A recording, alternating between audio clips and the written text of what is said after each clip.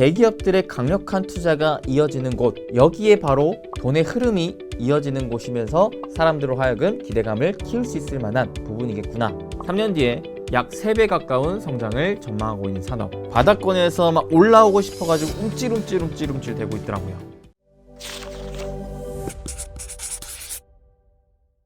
요즘 댓글 반응이 좋던데 기분이 어떠세요? 기분이 날아갈 것만 같아요.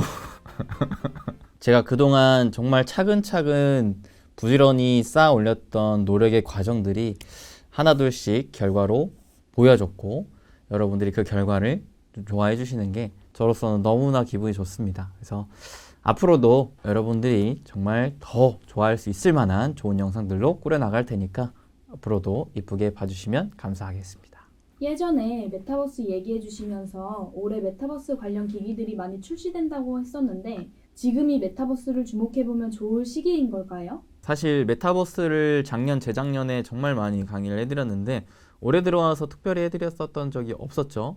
근데 제가 바로 저번 주에 AI 다음으로 주목해볼 만한 주식으로 또 메타버스를 찝어드렸습니다. 그래서 오늘은 이 부분에 대해서 좀 더 자세히 설명해 드리도록 할게요. 참, 본격적인 시청에 앞서서 여러분들 잊지 마시고 좋아요, 구독 한 번씩만 눌러주세요. 돈 드는 거 아니니까요. 우선 제가 요즘 계속해서 강조드리고 있는 과정이 있죠. 하나의 큰 이슈나 급등한 종목이 나온다면 이게 why, 왜 올라갔고, 그리고 how, 그를 바탕으로 내가 어떤 관점으로 살펴봐야 되며, 마지막 그에 따른 수혜주는 다음으로 무엇이 될지 what에 대한 이 과정을 통해 새로운 주도주를 찾아내라고 얘기를 드렸습니다. 자, 그래서 최근에 가장 강했던 AI가 여전히 식을 줄 모르고 있는 상황에 AI가 왜 강했느냐? 몇 가지 이유가 있겠지만 일단 가장 대표적으로 역시나 챗GPT죠. 기존에 없던 새로운 기술적인 혁신이 나왔고, 그리고 무엇보다 챗GPT가 무려 2달 만에 1억 명 넘는 유저를 확보하면서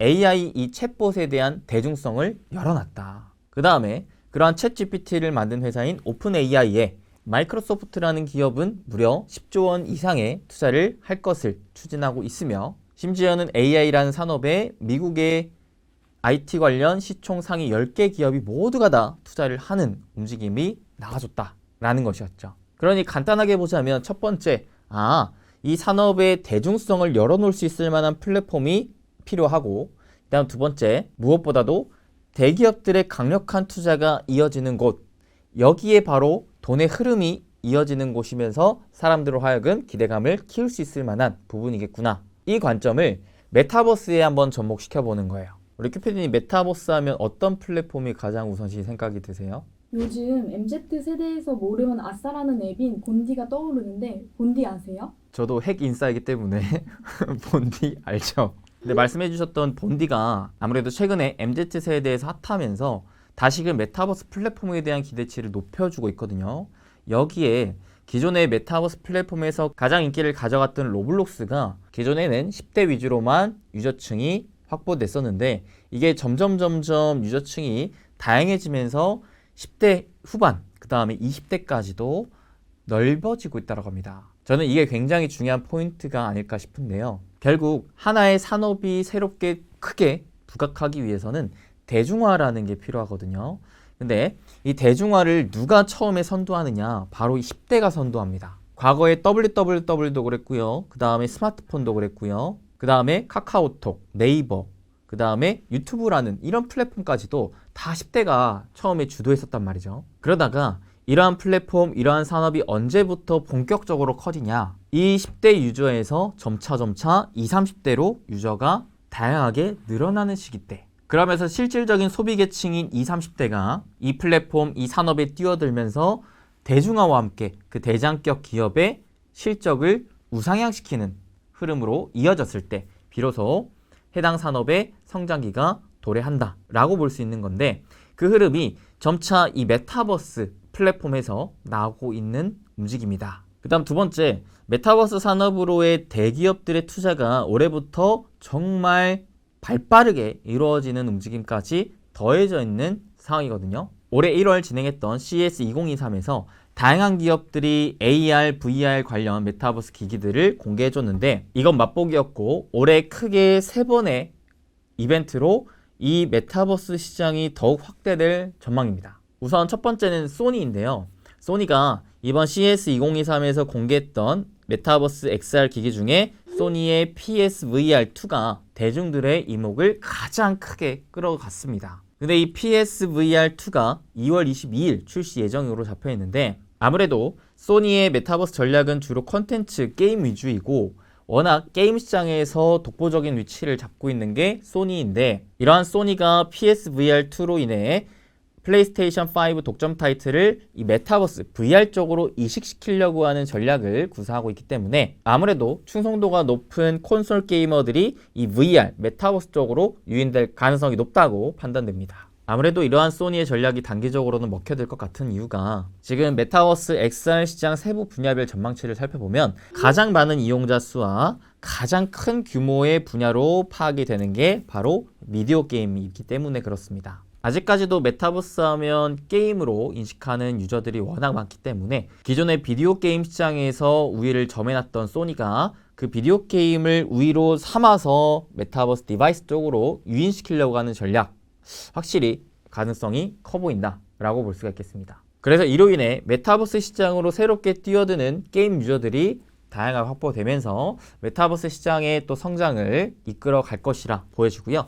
두 번째, 아무래도 올해 가장 크게 기대가 되는 게 바로 애플의 메타버스 디바이스죠. 현재 가장 유력한 공개 시점을 6월 WWDC에서 할 것이라 전망이 되고 있는 상황인데요. 애플은 사실 이전부터 차세대 메타버스 디바이스 출시를 위해 단연간의 노력을 계속 쌓아왔던 상황의 기업이었습니다. 실제로 고도의 기술력을 확보해놨던 메타버스 관련 기업들을 여러 인수하면서 몸집을 크게 불려가고 있었던 상황이었는데요. 애플은 워낙에 생태계 락인 효과가 큰 기업이었기 때문에 이러한 애플이 새로운 디바이스를 출시한다는 건 기존의 애플의 충성심이 높은 고객들까지도 유인시킬 수 있을 만한 흐름이기에 아무래도 애플의 이번 신제품 출시에 대한 메타버스 기대감이 커지고 있는 상황이라 생각합니다. 그 다음으로는 아직까지도 현재 이 메타버스 디바이스 시장 점유율 굳건한 1위인 메타를 안 볼 수가 없겠는데요. 아직까지도 가장 성공한 메타버스 VR 디바이스 모델로 여겨지고 있는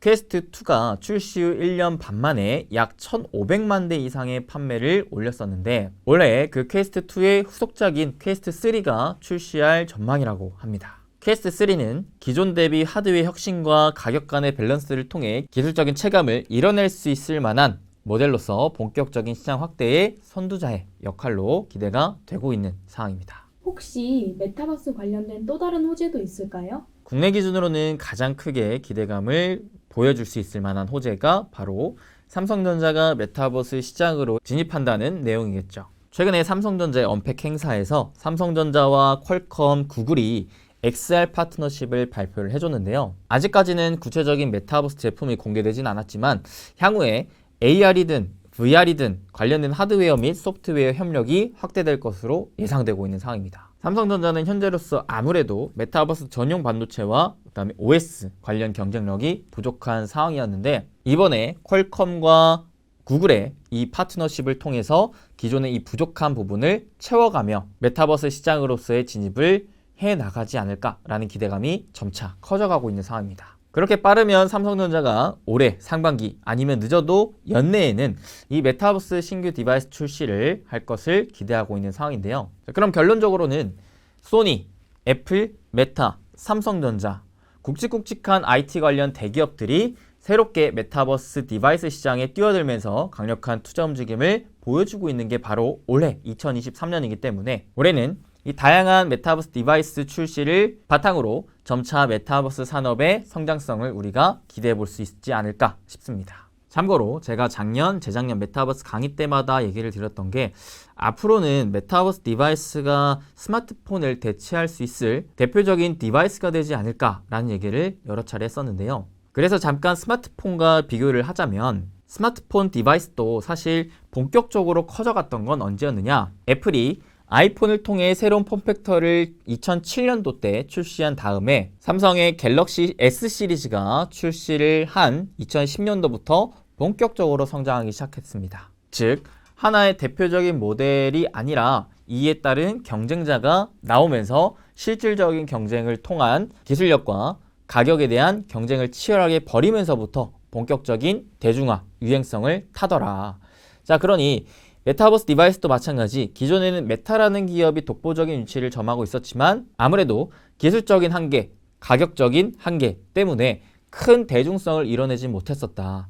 근데 올해부터는 이런 다수의 대기업들이 메타버스 디바이스 시장에 뛰어들면서 점차 기술력과 가격에 대한 경쟁을 벌이면서 점차 양산화 구조를 만들고 대중화를 이끌지 않겠나라는 생각이 드는 거죠. 거기에 최근 IDC에 따르면 메타버스 글로벌 XR 시장은 5년간 연평균 성장률 약 32%씩 성장할 전망으로 3년 뒤인 2026년에는 약 510억 달러로 무려 현재 대비 3배의 성장을 전망하고 있다고 합니다. 3년 뒤에 약 3배 가까운 성장을 전망하고 있는 산업, 안 볼 수가 없겠죠. 자, 그럼 이러한 상황에 우리는 어떠한 투자 포인트를 잡으면 좋을까요? 아무래도 메타버스 XR 디바이스 시장이 성장을 함에 따라 필연적으로 성장을 할 수밖에 없는 구조에 주목을 해야 되겠고 거기에 투자를 하면 좋지 않을까요? 크게 두 가지로 분류를 해봤습니다. 첫 번째는 디바이스가 많이 팔림에 따라 거기에 들어간 핵심 부품이 많이 팔리게 된다라는 관점으로서의 하드웨어 측면. 아직까지도 메타버스 디바이스는 경량화와 소형화를 필수적인 목표로 잡으면서 계속 발전해 나가고 있는 상황인데요. 여전히 무게와 배터리, 그 다음 특히 디스플레이 면에서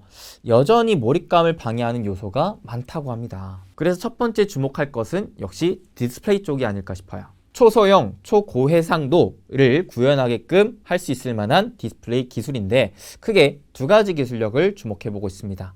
첫 번째는 마이크로 OLED. 이거는 가상세계, 즉 VR 시장에 어울릴 만한 기술력으로 부각받고 있고요. 두 번째, LCOS 디스플레이. 요거는 AR 시장에 좀 더 적합하다라는 평가를 받고 있으면서 진화하고 있는 기술입니다. 특히나 마이크로 OLED는 소형화, 고성능, 낮은 소비 전력, 높은 명암리와 응박 속도, 그 다음 경량화까지 총 5개의 장점을 갖고 있는 기술이기 때문에 앞으로 이 메타버스 디바이스 시장에서의 주된 기술력이 되지 않을까 싶고 이를 갖춘 디스플레이 관련 업체들은 중장기적으로 기대를 해볼 수가 있겠죠. 그 다음 두 번째, 메타버스 디바이스가 점차 고성능화로 가기 위해서 또 필연적으로 부품 탑재량이 많아지고 있는 게 있었으니 그게 바로 카메라 센서입니다. 점차 카메라 센서가 기존에는 외부로만 탑재가 됐었다면 이제 내부로도 탑재가 되고 있다고 하는데 왜 그러냐? 이 가상 세계에서 우리가 무언가 하나의 또 물체를 잡고 있는 게 아니라 단순 눈 초점으로서 내 홍채를 인식하고 그 다음에 눈 깜빡이거나 아니면 해당 물체를 바라보고 있는 것만으로도 인식이 돼서 즉각적인 반영이 되게끔 만들고 있기 때문인데요. 앞으로는 내 외부로 탑재되는 카메라 센서 역시 메타버스 시장에서의 성장성을 기대해 볼 수가 있겠습니다. 네, 마지막 세 번째는 탑재되는 부품 증가 대응과 경량화의 장점을 가진 FPCB입니다. 그 다음으로는 크게 또 기대를 해볼 수 있을 만한 게 컨텐츠 쪽이죠. 아무래도 메타버스 디바이스를 내가 탑재를 하고 쓰는데 쓸만한 컨텐츠가 없다면 사용하는 이용자 수도 제한적일 것이며 대중화는 꿈도 못 꾸겠죠. 그래서 단기적으로 지금 컨텐츠의 경우에 게임과 엔터테이너 분야의 단기 성장이 예상되고 있는 상황인데요. 아무래도 초반에 말씀드렸다시피 지금 가장 큰 유저와 시장 규모를 전망하고 있는 게 게임이기 때문에 이 메타버스 관련된 게임을 출시할 수 있을 만한 기존의 개발 경험이 있다거나 기술력이 있는 이런 업체가 부각받을 가능성이 높아 보입니다. 그러면 대표적인 종목들도 조금만 알려주세요. 그러면 각 분야별로 대표적인 한 종목씩 알려드릴 수 있도록 할게요. 우선 하드웨어 측면에서 디스플레이 관련 모멘텀을 띈 기업이 뭐가 있을까? 디스플레이 관련 기술은 OLED OS와 그 다음에 LCOS 크게 두 개가 있다고 했죠. 자, OLED OS 쪽으로는 아무래도 현재로서는 가장 대장격 기업이 요거 관련된 증착 장비를 만들어서 판매하는 선익 시스템이 있습니다. 그 다음으로 또 엮여있는 기업 중에 APS 홀딩스랑 SNU가 있긴 한데 참고용으로 보시고 그 다음에 좀 더 여러분들이 단계적으로 주목해볼 만한 기업은 이 반대 진영인 LCOS 마이크로 디스플레이 관련 기업입니다. 기업명은 라운텍이라는 기업인데 이 기업은 2009년에 설립돼서 메타버스 하드웨어에 사용되는 마이크로 디스플레이 및 SoC 반도체 설계 전문 기업인데요. 현재 AR 기기에 주로 적용되는 LCOS 마이크로 디스플레이 대량 생산에 성공한 국내 유일 업체라고 볼 수 있겠습니다. 기술력과 생산력을 기반으로 해서 탄탄한 고객사도 갖추고 있는데 무려 레노버와 아마존 등 200여 개의 글로벌 고객사의 납품 이력까지 보유하고 있는 상황입니다. 참고로 이 기업은 아직 상장이 되어 있지 않아요. 3월 9일 코스닥 시장에 상장할 것을 예정하고 있는데 그렇기 때문에 저 또한 지켜보고 있다가 청약 시기tem쯤 맞춰서 이 기업을 한 번쯤 청약해 볼 수도 있지 않을까 라는 생각이 든다면 그때 다시 영상을 통해서 올려드리도록 하겠습니다. 그 다음에 하드웨어 측면의 카메라 센서 부분에서의 아무래도 대장격 기업은 LG노텍인데 새롭게 게임 체인저가 될 만한 애플의 신규 기기향으로 LG노텍의 센싱 모듈 공급 가능성이 여전히 높다고 볼 수 있기 때문에 그렇습니다. 그리고 사실 전에도 많이 말씀드렸던 나무가라는 기업이 삼성전자가 실제로 메타버스 디바이스 출시 및 양산에 진행이 된다면 삼성전자의 카메라 모듈을 납품한 것을 시작으로 최근 미국향 글로벌 자율주행 업체와 메타버스 글로벌 업체에게 TOF 카메라를 납품 및 모듈을 공동 개발하고 있다는 모멘텀을 띄고 있으면서 주가가 우상향을 보여주고 있는 나무가가 다시금 또 한 번의 성장을 이뤄낼 수 있지 않을까 기대를 잡고 있습니다. 마지막에 FPCB로는 메타에 이 FPCB를 공급한 이력이 있는 뉴프렉스를 볼 수가 있겠죠. 사실 이 하드웨어 관련해서는 제가 예전에도 많이 다뤄드렸었던 부분이었기 때문에 여러분들이 이미 어느 정도는 다 알고 계실 거라 생각을 합니다. 오늘 추가적으로 말씀드릴 종목은 뭐냐? 바로 이 컨텐츠 관련된 종목인데요. 이 기업이 또 중요한 게 올해 메타, 소니, 삼성전자가 새롭게 메타버스 디바이스 출시를 예정하고 있는데 이 기업은 메타, 소니, 삼성 모두의 메타버스 파트너라고 보시면 되겠습니다. 바로 스코넥인데요. 2002년에 설립돼서 메타버스 VR 게임 개발 업체로 작년 2월에 코스닥 시장에 상장한 기업으로서 2015년도 삼성 VR 게임을 최초로 상용화한 업체입니다. 여기 2017년에는 소니의 PSVR의 자사 게임인 모탈 블리츠를 성공적으로 출시해서 국내 최초로 글로벌 다운로드 1위를 기록한 업체이고요. 최근에 이 메타와도 VR 게임 공동 개발 계약에 따라 기술력을 입증받은 기업이기 때문에 메타, 소니, 삼성전자 모두와 관계도가 있는 기술력을 인정받은 기업이라 보시면 되겠습니다. 아무래도 메타버스의 진심인 저였던지라 올해도 메타버스에 대한 얘기를 안 하고 넘어갈 수가 없었기 때문에 오늘 이 시점에 다시금 메타버스 관련에 대한 얘기를 했습니다. 특히나 최근에 메타버스 관련주들의 차트 흐름을 보니까 바닥권에서 막 올라오고 싶어가지고 움찔움찔 되고 있더라고요. 이런 상황에 그 메타, 소니, 애플, 삼성전자의 디바이스 출시 일정에 따른 기대감이 한 차례 붙어준다면 또 한 번 바닥권에서 올라올 수 있을 만한 타이밍이 만들어질 수가 있기 때문에 여러분들 지금 시점에도 관심을 가지시면 좋지 않을까 싶어서 얘기 드렸고요. 앞으로도 추가적으로 제가 또 공부를 하다가 메타버스 이외에도 또 추가적으로 성장 산업에 대해 같이 공유해 드릴 수 있을 만한 좋은 내용이 있다면 같이 또 공유해 드리도록 하겠습니다. 오늘 영상 여기까지고요. 영상 도움되셨으면 잊지 마시고 좋아요, 구독, 댓글 한 번씩 남겨주세요. 저는 또 다음에 더 좋은 정보 영상으로 찾아뵙도록 하겠습니다. 여러분들 항상 건강하시고 행복되세요. 뿅.